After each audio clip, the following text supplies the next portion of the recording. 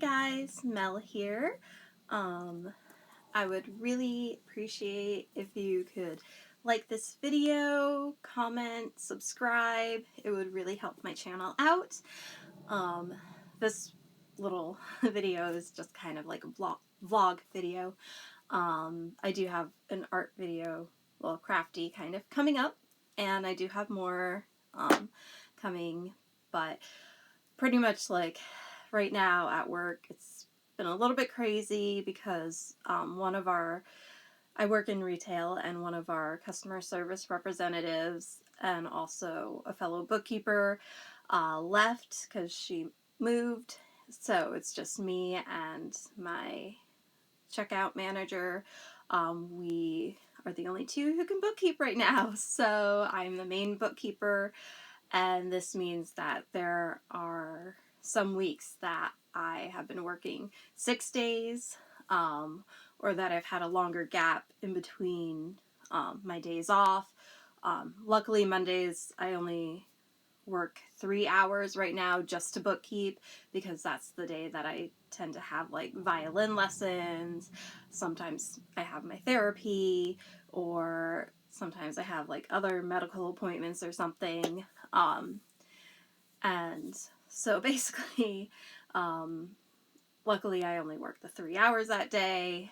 And of course, one of those days coming up next month, I will be working from 5 to 8 instead of 6 to 9. So that's going to be I'm going to have to get up even earlier that day, but that's because I have an eye doctor appointment at 9 that day.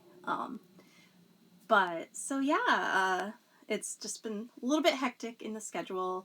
And then on top of that, I've just been like kind of on a crocheting kick lately. So I've been making lots of like doll blankets. So this is one that I am making, and this is using the Lion brand yarn. This one is like one of the mandala yarns, I think.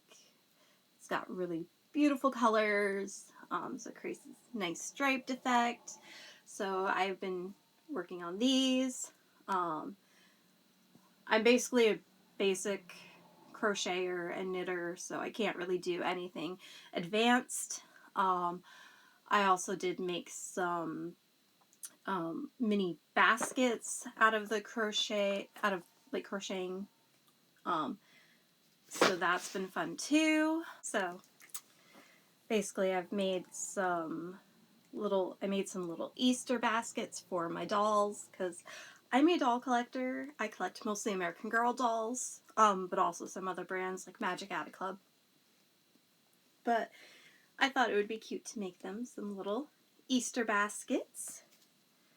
So I also made some out of like tie-dye, not tie-dye, but well, multicolored yarn, other ones and stuff. And then I even attempted to make a little pumpkin. So I crocheted this and stuffed it, and I will probably add some black felt to this that I will glue on to make a little face. So this was to give me some practice on trying to make some round things and whatnot. So basically, I've just been practicing with that. And I also have this other nice yarn. This one is like more of a Chanel yarn and just really pretty. This one is called Ice Cream Deluxe. So, I mean, these are some pretty colors. So basically I've been on a big like crocheting kick right now, which is also why I haven't been doing as many videos. But I do have some videos coming up. It's just between work and having so many hobbies, I also like do violin and everything. And just some days after work, I'm just so exhausted that I don't really do too much besides maybe binge watch YouTube and work on the crochet as I'm binge watching YouTube or coloring or something. So that's partly why videos have been a little bit like slow going, because that happens. That's what happens when it's a hobby channel and it's not like a career or anything. which is, again, important that if you like these videos, you should subscribe and also turn on the notification bell, because I don't have a set schedule to upload. So if you don't want to miss a video from me, you're going to want to turn that notification bell on.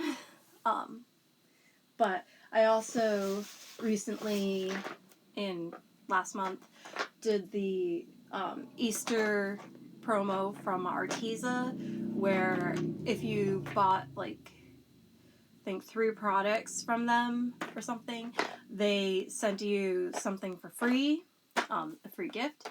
So I just bought some like tubes of paint and stuff, and I got this set of 16 bright colored brush tip permanent markers from them. So that was the little gift that I got. So that's fun, because I also have some of the Sharpie brush tip markers that I got earlier in the year. So these can add to it. And then I don't know who has an Ollie's near them.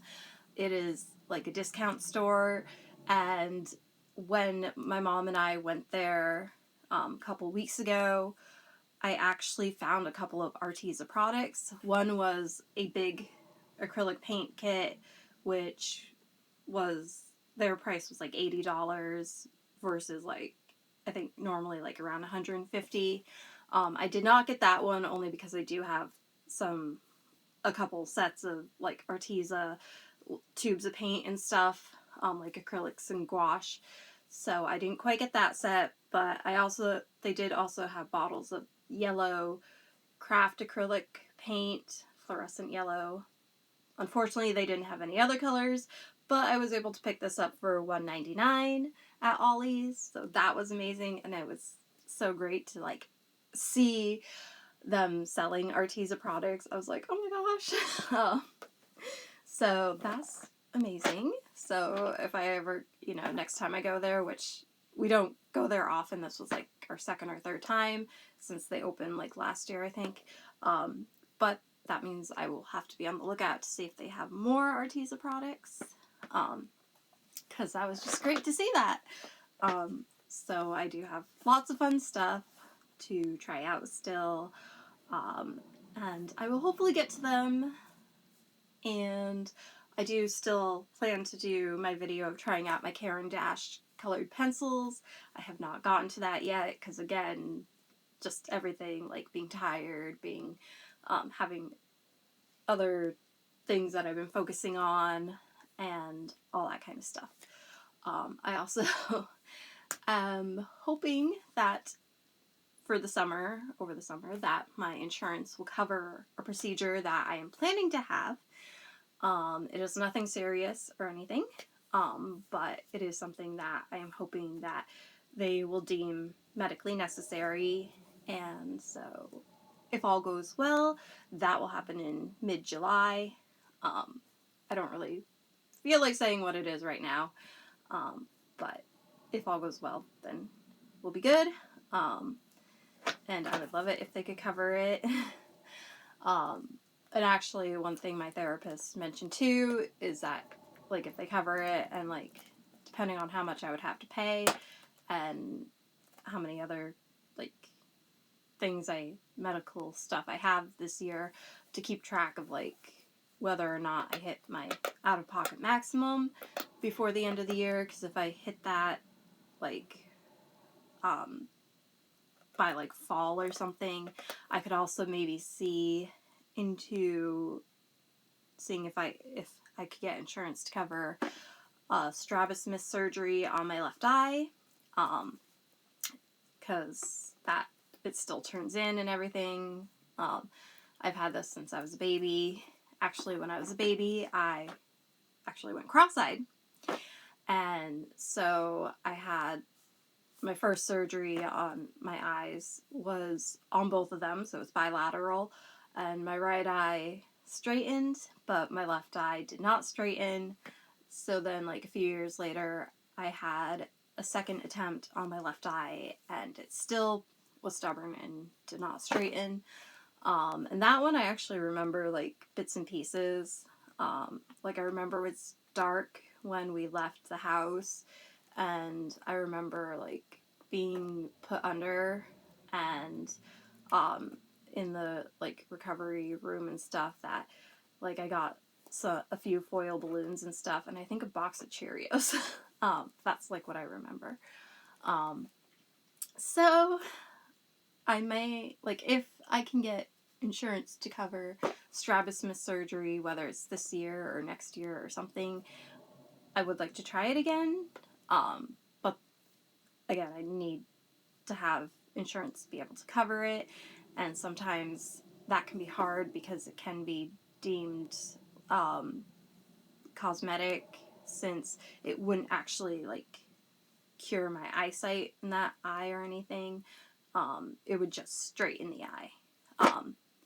But one fun thing is that if I close my right eye, then my left eye will kind of jump straight.